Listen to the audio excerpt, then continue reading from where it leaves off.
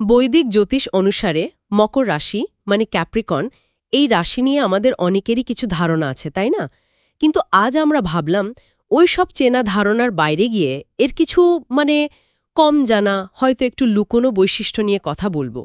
আমরা কিছু শাস্ত্রীয় ব্যাখ্যা আর আধুনিক জ্যোতিষীদের মতামত ঘেঁটে রেখেছি, চেষ্টা করব এমন কিছু দিক তুলে আনতে যা হয়তো মকর রাশিকে একটু অন্যভাবে চিনতে সাহায্য করবে। তাহলে শুরু করা যাক। প্রথম যে ব্যাপারটা প্রায় অবাক করে সেটা হলো মকর রাশির জাতকদের ধৈর্য। কি সাংঘাতিক ধৈর্য! এরা যেন অনেক অনেক লম্বা সময় অপেক্ষা করতে পারে। এর কারণটা কি? হ্যাঁ, এই ধৈর্যের উৎসটা খুঁজতে গেলে দেখতে হবে মকর রাশির অধিপতি গ্রহকে, মানে শনি। শনি তো খুব ধীরে চলে, তাই না? সূর্যকে একবার ঘুরে আসতে প্রায় ৩০ বছর লাগিয়ে দেয়। এই ধীরতাই এদেরকে অপেক্ষা করতে শেখায়। ধীরে কিন্তু একদম স্থিরভাবে লক্ষ্যের দিকে এগোতে সাহায্য করে। ভেতরে ভেতরে একটা তীব্র, যদিও খুব নীরব, একটা উচ্চাকাঙ্ক্ষা কাজ করে। এরা আসলে কথা বলার চেয়ে কাজ করে দেখানোতেই বিশ্বাসী। আর দেখুন, মকর রাশিটা হলো চর রাশি, মানে উদ্যমী, আবার পার্থিব রাশিও, বাস্তববাদী যাকে বলে। তাই এদের লক্ষ্যগুলোও খুব নকশা করা থাকে, আর সেদিকে এগোনোর চেষ্টাও থাকে। কিন্তু বাইরে থেকে দেখলে তো এদের বেশ কঠিন, গম্ভীর, কখনো একটু আবেগহীনও মনে হয়। একটা দূরত্ব যেন রাখেন সব সময়। এটা কি শুধু বাইরের একটা আবরণ, নাকি ভেতরেও তারা ঠিক তেমনই? এটাই একটা ইন্টারেস্টিং পয়েন্ট। এদের মানসিক গঠনকে অনেকে বলেন স্টিল ব্লু, মানে বাইরেটা ইস্পাতের মতো শক্ত, কিন্তু ভেতরে নীলের মতো গভীর আবেগ। শনির একটা শুষ্ক প্রকৃতি আছে তো, সেটা হয়তো বাইরের আবেগ প্রকাশে বাধা দেয়। কিন্তু মকর রাশিতে চন্দ্র, মানে মনের কারক গ্রহ, ততটা শক্তিশালী অবস্থানে থাকে না। ফলে অনুভূতিগুলো ভেতরে জমে থাকে এবং বেশ বেশ তীব্র হয়। বিশেষ করে কেউ সমালোচনা করলে সেটা এদের খুব গভীরভাবে ছুঁয়ে যায়, যদিও বাইরে থেকে কিচ্ছু বোঝা যায় না। ও আচ্ছা। প্রশংসাটাও এরা নীরবেই গ্রহণ করেন সাধারণত। তাহলে এই যে এত কাঠিন্য, এত দূরত্ব, এর মানে কি এদের কোনো সৃজনশীল দিক নেই? অনেকেই হয়তো এমনটা ভাবেন। না না, একেবারেই তা নয়। বরং উল্টোটাই সত্যি হতে পারে। অনেকেরই একটা বেশ গোপন সৃজনশীল জগৎ থাকে। হয়তো একান্তে ছবি আঁকেন, বা কিছু লেখেন, বা অন্য কোনো শিল্প নিয়ে থাকেন। এটা তাদের ওই ভীষণ নিয়মামাফিক গোছানো জীবনের মধ্যে একটা ভারসাম্য আনে আর কি। অ্যাস্ট্রোলজির দিক থেকে বললে মকর রাশির তৃতীয় ঘরে, মানে কমিউনিকেশনের জায়গায়, শুক্র গ্রহের অবস্থান বেশ ভালো থাকে। মীন রাশিতে পড়ে তো। এটাই ওই গোপন শৈল্পিক প্রতিভার ইঙ্গিত দেয়।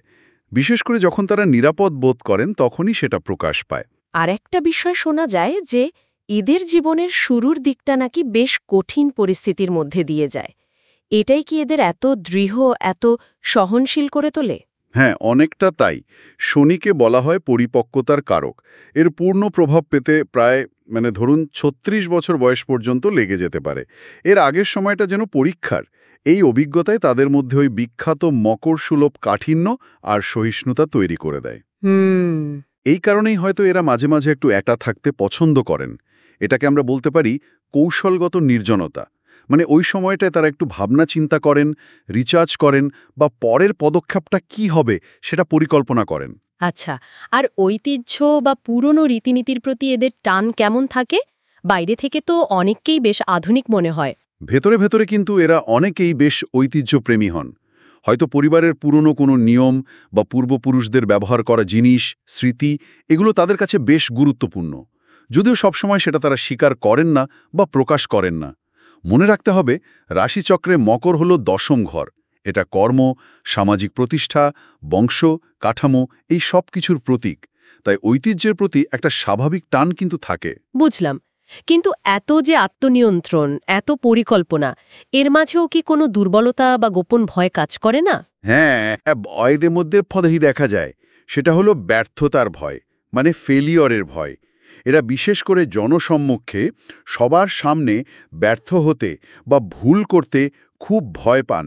তাই সবকিছু নিখুঁত করার একটা প্রচণ্ড চেষ্টা থাকে।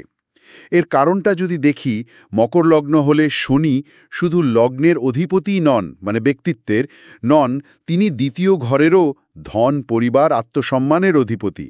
ফলে এদের কাছে আত্মসম্মান আর নিরাপত্তা, এই দুটো জিনিস একেবারে গায়ে গায়ে লেগে থাকে। সাফল্যের দিক থেকে দেখলে কোনো নির্দিষ্ট বয়স কি এদের জীবনে বেশি গুরুত্বপূর্ণ হয়ে ওঠে? হ্যাঁ, একটা কথা জ্যোতিষ মহলে প্রচলিত আছে যে শনি যেহেতু দীর্ঘ পরীক্ষা নেন তাই ফলটাও একটু দেরিতে দেন। সেই হিসেবে বলা যায় ৩২ থেকে ৩৬ বছর বয়সটা এদের জীবনে একটা গুরুত্বপূর্ণ সময় হতে পারে, একটা টার্নিং পয়েন্ট আর কি। এই সময় চাকরিতে উন্নতি, আর্থিক স্থিতিশীলতা বা অন্য কোনো বড় সাফল্য আসার সম্ভাবনা থাকে। বিশেষ করে যখন শনি জন্মকালীন অবস্থানে ফিরে আসে, যেটাকে স্যাটার্ন রিটার্ন বলে, মানে প্রায় ২৯.৫ বছর বয়সে, তার ঠিক পরের কয়েকটা বছর খুব ভাইটাল হতে পারে। বাহ, ইন্টারেস্টিং। আচ্ছা, যখন এদের জীবনের ওই জাগতিক লক্ষ্যগুলো মানে ধরুন কেরিয়ার বা আর্থিক স্থিতিশীলতা এগুলো পূরণ হয়ে যায়, তখন এদের আগ্রহ কোন দিকে যায়? তখন অনেকেই একটু প্রায়োগিক আধ্যাত্মিকতার দিকে ঝোঁকেন, মানে এমন ধরনের স্পিরিচুয়াল প্র্যাকটিস যা খুব নিয়ম মেনে করা যায়, যার একটা কাঠামো আছে, ফলটা বোঝা যায়। যেমন ধরুন নিয়ম করে যোগাভ্যাস করা বা মন্ত্র পাঠ করা। এরা অস্পষ্টতার চেয়ে একটা স্ট্রাকচার্ড পথ বেশি পছন্দ করেন। মকরের যে প্রতীক সি গোট বা জল ছাগল, যে কিনা জল থেকে উঠে পর্বতের চূড়ায় পৌঁছায়, সেটাও তো আসলে জাগতিক সাফল্য পেরিয়ে আত্মিক উন্নতির দিকে যাত্রারই একটা প্রতীক, তাই না? ঠিক। যদি একটা নির্দিষ্ট উদাহরণ নিই, ধরুন কারো জন্মদিন ২২শে জানুয়ারি, তার ক্ষেত্রে এই বৈশিষ্ট্যগুলো কিভাবে প্রকাশ পেতে পারে? আচ্ছা, ২২শে জানুয়ারি তারিখে সূর্য সাধারণত মকর রাশিতে শ্রবণা নক্ষত্রে থাকে।